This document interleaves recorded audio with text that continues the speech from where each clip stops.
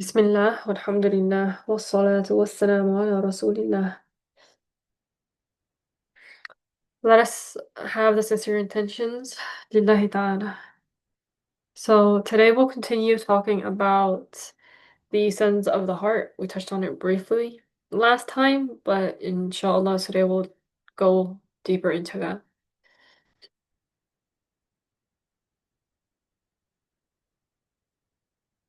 Okay, so the author said to have pride in oneself.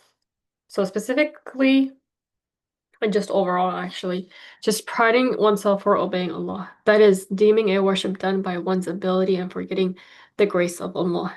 And I want to add here that also priding oneself if they got money, priding oneself if they got a particular result, if they got a job or if they kind of did some type of achievement. Always, whatever happens, be grateful and take it back to Allah. But the obligation here, specifically the author said, you're just priding yourself for obeying Allah. You're thinking that it comes for you, from you. But everything subhanAllah comes from Allah. So the explanation, among the sins of the heart is for someone to pride oneself for obeying Allah. That is, if someone does some good deed and because of that he sees for himself a special merit while forgetting or totally forgetting that Allah is the one who enabled him to do this good deed, that Allah is the one who willed for him to do it and gave him the strength to do it. So providing oneself for that, in this case, priding oneself for that in this case is one of the sins of the heart. Now, this sin either happens while doing the good deed or after doing it. If this pride takes place while doing the good deed, at the same time, then one would not have the reward for doing this deed. Why? Because one would miss the intention that is necessary for him to get the reward. He doesn't have a good intention while doing the deed. Now, if this pride takes place after finishing the deed, so one does the deed with a good intention, but later he feels proud that he did this deed, he commits a sin of the heart. However, this he does not lose the reward that he got by doing the good deed because he did this good deed with a good intention. So the sin does not annihilate the reward of that good deed. The author said to doubt about Allah. The explanation. Among the sins of the heart is to doubt about Allah tabaraka wa ta'ala. And this is blasphemy. So whether if one doubts about the existence of Allah, the power of Allah, the knowledge of Allah, the wisdom of Allah, the attributes of Allah, and so on. All of this is blasphemy.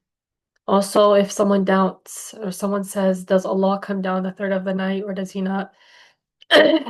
This is blasphemy. And also thinking that Allah moves up and down, he comes down. This in itself is blasphemy because this person is attributing a human creation, a human attribute to Allah. It's a limitation. So that in itself is also blasphemy. So a person not having the correct creed is blasphemy. So if a person doubts about the attributes of Allah and how Allah exists, that also is a sin, but on top of that, it's blasphemy. So believing in Allah has to be without any doubt. So if someone doubts and says, does Allah exist or not? Does Allah know everything or not? Does Allah have the power, all the power or not? And the like, then this person, he is not a believer. Allah said in the Quran, in Surah Al-Hujurat, which means the believers are those who believe in Allah and His Messenger without having any doubt. It is known from this ayah that the one who doubts about Allah or about the Prophet ﷺ is not a believer. Now, if someone is firm about the belief in Allah and the Prophet, but a thought crosses his mind, and maybe the devil, this is a devil whispered to him, or a thought, just a bad thought crosses his mind. In this case, and so in this thought carries a meaning that contradicts the belief, the basic beliefs, without causing him to doubt. So it just crosses the mind. In this case, his belief is still intact and is still valid. By hating this bad thought and rejecting it, one gets reward. Not only is his sin, not only is his faith valid, but on top of that, by rejecting this bad thought, one gets a reward. This is what the Prophet ﷺ told us. So what really affects one's belief is to doubt, and having this doubt be firm in the heart. But if a thought crosses and again, waswas comes and you reject it, then you're okay. But if this thought manifests in the heart and you actually start believing and contemplating about it, then this is when it becomes blasphemy or even believe it. So if a thought crosses again one mind without causing him to doubt about Allah or the Prophet, this does not affect his belief. The author said, feeling safe from the punishment of Allah and despairing of Allah's mercy. So the explanation. Those two matters are among the sins of the heart. This is for one to keep doing the sin, one sin after another, relying on the mercy of Allah. Which means to keep doing one sin after another while saying in the heart, Allah is not going to punish me, Allah is going to forgive me. Then this is an enormous sin. On the other hand, if someone says in his heart, I'm going to be tortured for sure in the hereafter, Allah is not going to forgive me, He is going to torture me because of my sins, this is also an enormous sin. For example, someone commits a lot of sins, so he says in his heart, Allah is going to torture me. Allah is not going to forgive me for the sins that I have committed. This is also a sin, and it's an enormous sin. So the believer should be between those two matters. At the same time, he fears the punishment of Allah, and he is hopeful for the mercy of Allah. So for the believers, those two matters are like the wings of a bird. Just like a bird cannot fly with one wing, also the believer would not be safe without having these two matters, being fearful of the punishment of Allah and having hope, being hopeful in the mercy of Allah. And when one is dying, then let the believer be more hopeful of the mercy of Allah. Some people think about some sins as a minor thing. Well, really, one might enter hellfire because of one of those sins. So it's important here to not negate to not think that it's okay to sin. And also if someone does think it's okay to sin, then this is also blasphemy because it contradicts the Quran. So it's not, we don't comply, and we're not saying, oh, okay, I accept for people to sin, or it's okay to sin. We don't say that. And so don't take, sins lightly. But at the same time, um, a believer, we make mistakes. That is how we were created. And so because of our mistakes, we're supposed to reflect and ask for forgiveness and also be hopeful that Allah will forgive us. We need to have this certainty in our heart that Allah will forgive us if we implement the knowledge and we keep trying. So in the past, a woman locked a cat in a cage, and she didn't give food to the cat, and she did not let the cat go out and seek food by itself until the cat died. The Prophet ﷺ told us that this woman is going to be tortured in hellfire because of that. So some sins, one might commit them without paying attention to the impact of such a sin. And some people, they do good deeds without paying attention, without knowing how much reward they get for that. While they get a lot of reward for that, right? A woman who was a prostitute in the nations that were before the Prophet Muhammad ﷺ, she was a believer, but she was a prostitute. She saw a dog, close to a well, and this dog was thirsty, and he could not reach the water. So she took off her shoe and she used it to get water to give it to the dog. And she did that sincerely. She did that for the sake of Allah. And because of giving the water to that dog to drink, Allah forgave her sins and she entered paradise because of that deed.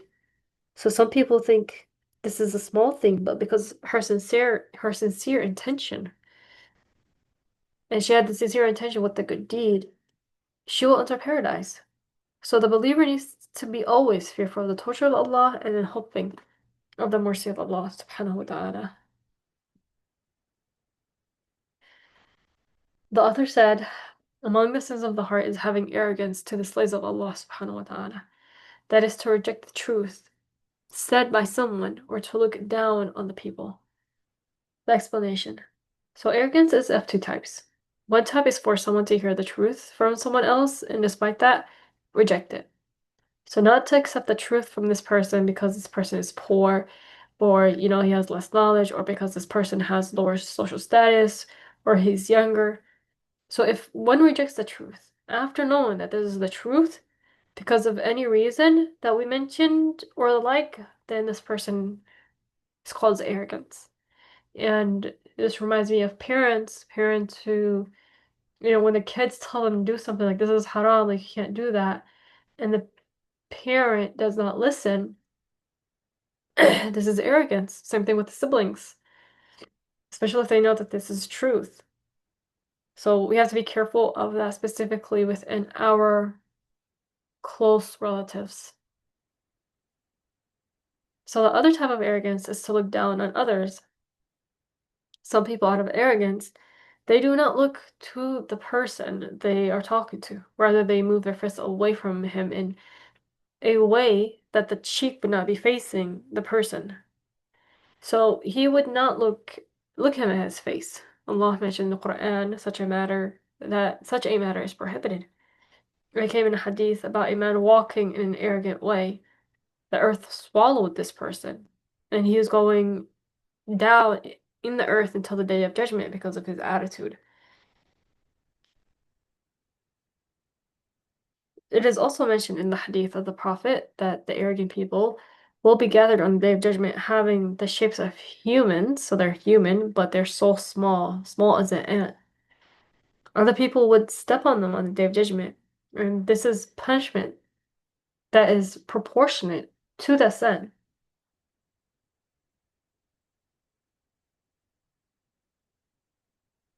So again, don't look down on someone who is less educated than you, who like isn't as pretty, doesn't have the clothing, so far and so, may Allah protect us from arrogance. Okay. The author said, having enmity in the heart for the Muslims. That is if one acts in accordance with this and does not hate it. So the explanation for the sin, for if one they have in his heart enmity against the Muslim is an enormous sin. If one does anything, like they talk or they act on this enmity, now okay, let me say that again. So the explanation for one to have in his heart enmity against the Muslim, it is enormous sin if one does anything, talk or acts in accordance with that hate. So now, if one does not say anything in accordance to that, he does not act in accordance to that, he does not make a firm intention to act in accordance to that, then he is not sinful, then one is not sinful. So the hate in itself in the heart is not sinful, but once you act or talk about that, that's when it becomes sinful. So if it comes to someone's mind to hurt a Muslim unrightfully and he doesn't do it, he stops himself from doing that for the sake of Allah. He does not talk behind his back in accordance to that. He does not act. He does not have the firm intention to do it. Rather, he does not do it for the sake of Allah, then he gets a reward for that. But talking or acting in accordance to that is an enormous sin. The good behavior for the Muslim is to wish for his Muslim brother or sister what he wishes for himself. If he wishes for himself to get more knowledge, then he wishes for his Muslim brother or sister to get more knowledge too. He does not do anything to prevent the other Muslim from that. If he wishes to have a good behavior, then he wishes for the other Muslims to have good behavior. He does not plot for them to be in a bad situation. Now, if another Muslim asks for his advice, he does not cheat him. He advises him in a way that he likes for others to advise him. And this is how the Muslim should be. SubhanAllah, the way that I started thinking about this is looking as Muslims like we're on the same team. SubhanAllah, I genuinely think the shaitan, his one of his tactics is to make sure that we see each other as enemies. Again, family members, um, siblings, parents, friends, shaitan, and even society make it seem like everything is limited. But that's only in accordance when we are taking into account the dunya, right? But that's not what Allah really cares about, and it's not what Islam teaches. Islam teaches that we are striving for paradise, we're striving for the akhirah, and paradise, it's not bounded, it's like humans. It has unlimited resources. And so we don't when we talk about Muslims, we're not fighting for something that's limited. We're not fighting for a job that has like five positions, right? And there's like 100, 200, 300 people fighting for it. No, paradise, subhanAllah, everybody, it's vast. It's vast. So when you start changing that perspective, like, oh, Muslims were on the same team, and there isn't a limited amount of people that enter Jannah. That's not what happens. And there isn't amount of houses for everybody. There is no competition. We're literally on the same team, and our we have a common enemy, and that common enemy is Iblis. A common enemy is laziness, gossiping, backtalking, you know? So, um, and when you wish for a Muslim to have good behaviors, not only does it, calm your heart, but it also makes the environment which you're in better. Like if you are in a house and your brother is or your sister is um just annoying, just say that. You're not pleased with them, and they just irritate you, and they're causing anxiety and they're causing anger. By wishing good for them, by wishing, oh, I wish this person has a soft heart. I wish this person learns the Islamic knowledge. That also benefits you because a person with a good heart does not harm. People who harm are people who are hurt, people who are anxious, people who are depressed, people who are angry. But we are wishing good a person wishing good for a person is specifically in their heart. Then, but as a byproduct, how they treat you and how they treat everybody else is good. So even, subhanAllah, wishing good for other people is such a selfish act because at least that's how I look at it. I don't know. I'm not pure. I'm not a idiot. So that's how started looking at it. I'm not going to sit here and say, this is the answer, but this is just my perspective that just goodness in itself and wishing goodness for other people, wishing knowledge for other people, and wishing, people get wealth and they spend the wealth properly like in accordance to Islam, then this benefits everybody. So everybody wins. Okay, so going back to the lesson, the Prophet ﷺ said, if one wants for himself to avoid hellfire and wants to enter paradise, then let one die while believing in Allah and in the hereafter, and let him act with the people in the same way that he likes for them to act with him. And this is a hadith narrated by Al-Bukhari and others.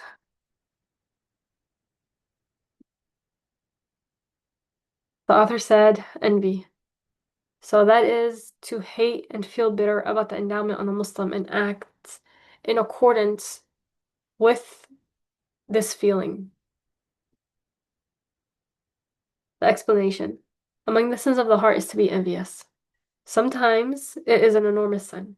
Committing the sin means for one to hate the endowment, that this endowment uh, has reached another Muslim, whether this endowment is a religious one or a worldly one.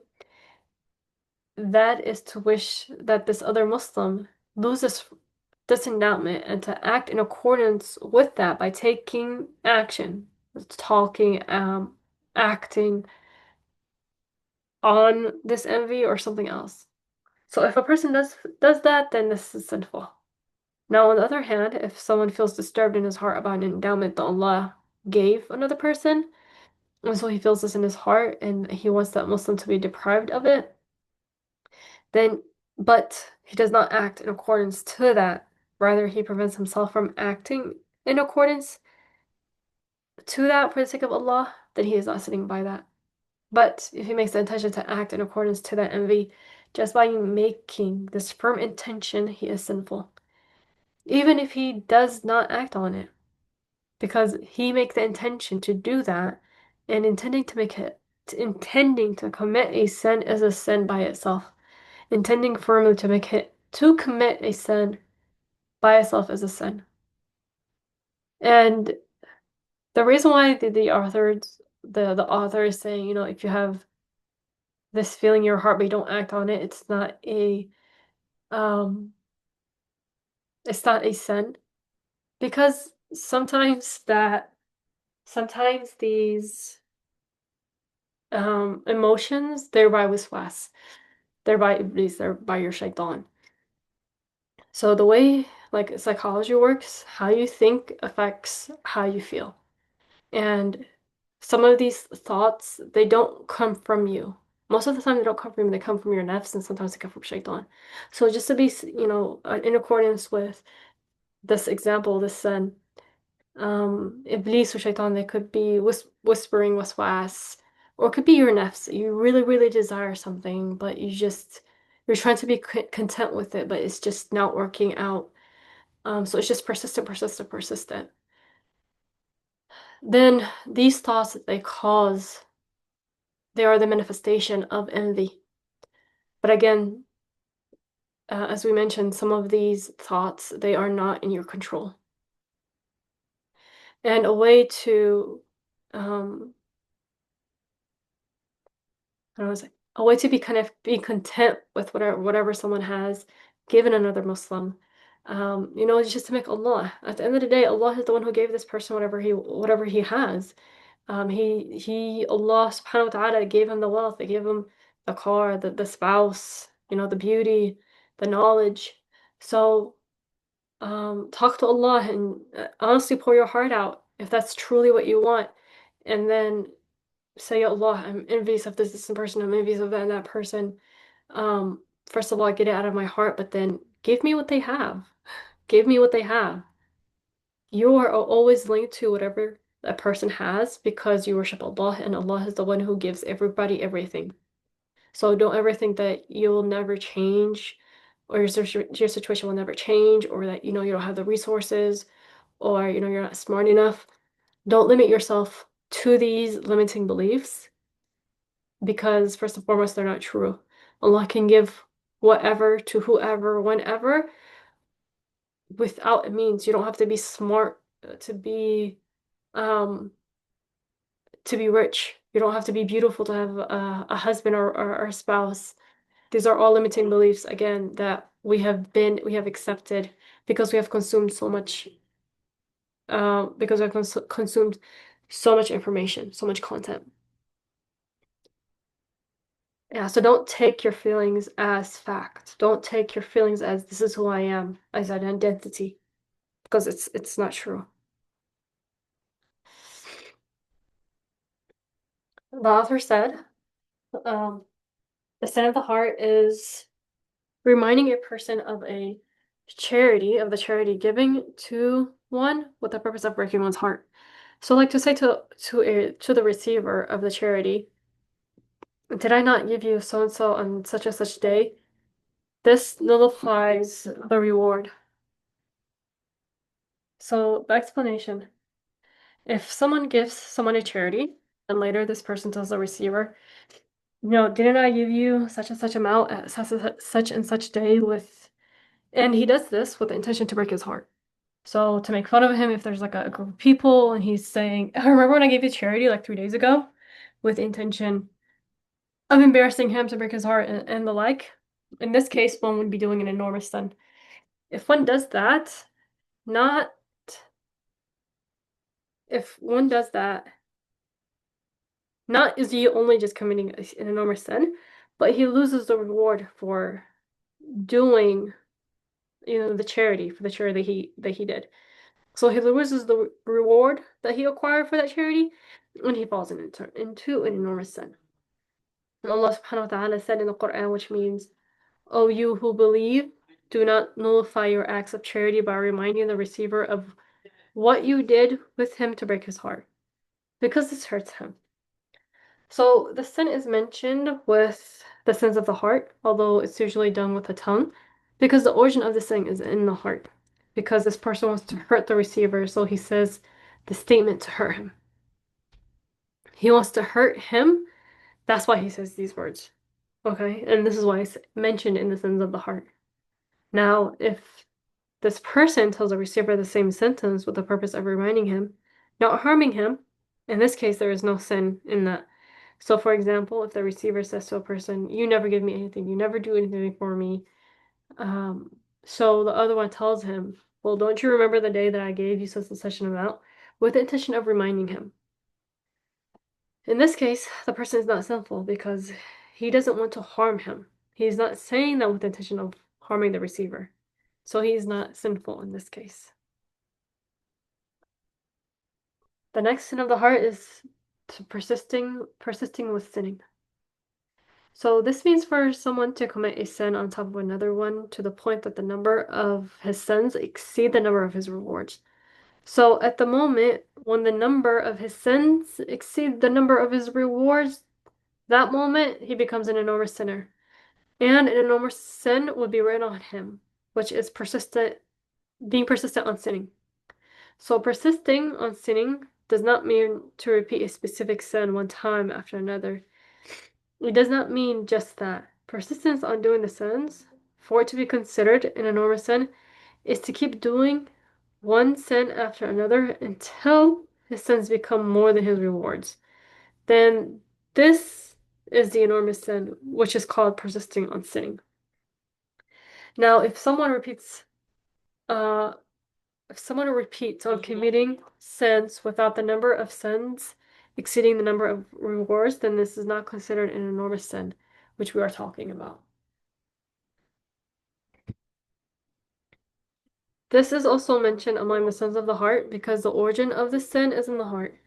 Because no one has the intention to commit one sin after another until he reaches that point.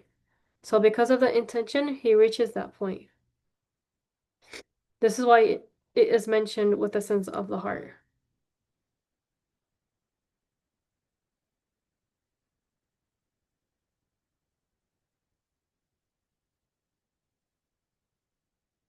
The author also said denying the qadar, destiny. And in this case, it's blasphemy.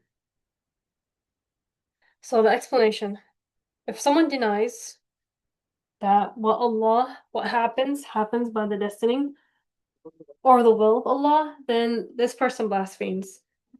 He will be belying, the saying on Allah in the Quran in Surah Qamar, which means Allah created everything with his destiny. Destiny means to make everything the way it is. So all of that which has happened happens by the eternal destiny of Allah Tabaraka wa Ta'ala. And Nawawi in his book said, anyone who says, I do such and such matter without the will of Allah blasphemes. And before him, several Hanafi scholars said that. So anyone who denies that things occur with the destiny of Allah Tabaraka wa Ta'ala blasphemes. And a point to add on here, the way that you accept your situation, and this really goes back to kind of like anxiety and depression, is to accept even the situation that you're in is by the will, by the qadr of Allah. So, um, it's anxiety and depression, they stem from something, and whatever that thing is, it's usually most of the time not in your control. For example, your parents, or you quit a job, or not necessarily quit, but like got fired, an illness, a childhood trauma, or something like that.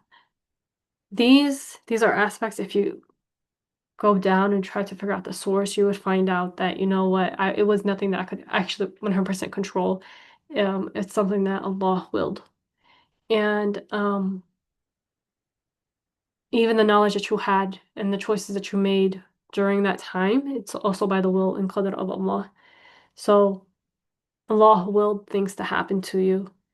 And just accepting that fact that, there is really nothing that could have done to change, and accepting your situation, it calms the heart, and it calms the anxiety. The next sin that the author mentioned is feeling happy about a sin done by oneself or the other. So the explanation is if someone commits a sin and he feels happy for committing the sin, then this is another sin. So feeling happy about committing a sin is a sin by itself. One is sinful whether the sin occurs from oneself or from someone else. So if one hears or knows about a sin committed by someone else, and because of that he feels happy, by this he will be sinning. And of course, if this other sin is blasphemy and he's happy about blasphemy committed by someone, then this is blasphemy by itself. The person who is happy about blasphemy blasphemes. The author said, betraying someone, even a blasphemer. The explanation, if someone tells someone else, you are under my protection, for example, and after that he hits the other person, or he cuts off his arm or his organ, kills him, or even he gives him to the enemy, then he will be committing a sin by that, because he will be betraying that person. An example of that is to revolt against the Khalifa after paying allegiance to him. Just like what happened when some people revolted against Ali, the fourth Khalifa. By that, they committed an enormous sin. The Prophet ﷺ drew a similarity between the one who does that without repenting and dies to one who dies in a state of Jahiliyyah. So as a blasphemer, that is. So among the sins of betraying is to deal with someone else, whether a Muslim or not, and to deal with that person by a contract of buying, selling, etc., and to cheat him.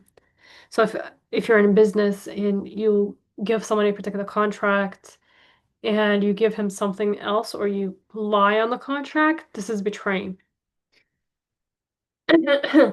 Or if someone gives you an object to say keep, but in return you say, like when they try to come back and collect the item, you say, no, you didn't. Like, you didn't give me this. I don't recall you doing this. So, and it doesn't matter if this person is a Muslim or not Muslim. Regardless, it's haram. Or to buy from someone an item with a deferred payment and later to say, I gave you everything. I don't owe you any more money. I paid you what you wanted up front. So all of this is included, and the like, under the title of betraying, which is a sin. And obviously this is haram. Okay, we'll stop here for this lesson. Let us say tahleel and salah ala nabi. La ilaha illallah. La ilaha illallah. La ilaha illallah. اللهم صل على محمد وعلى آل محمد. اللهم صل على محمد وعلى آل محمد. اللهم صل على محمد وعلى آل محمد. بارك الله فيكم. السلام عليكم.